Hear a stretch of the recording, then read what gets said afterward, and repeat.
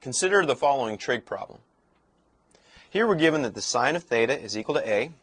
The cosine of that same theta is equal to B.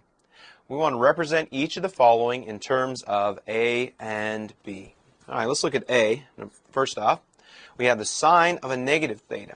Well, what do we know about the sine? The sine is an odd function, so we can write this as the negative sine of theta. Look at the cosine. We know that the cosine is an even function, so the cosine of negative theta is the same thing as the cosine of theta. So we can then write this in terms of A and B by saying if sine is A, then we have minus A plus the cosine of theta is B, we have minus A plus B. And that is our first expression in terms of A and B. Now let's look at part B.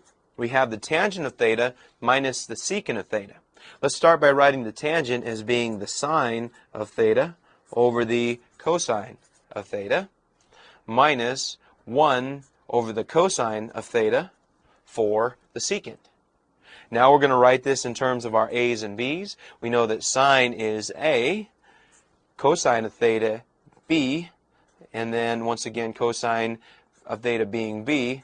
That's our expression right there. So this would be written as two fractions, or if you want to write your answer as a single fraction, we have a common denominator of b, so this could be written as a minus 1 all over b, and so we've written both of our expressions in terms of a and b.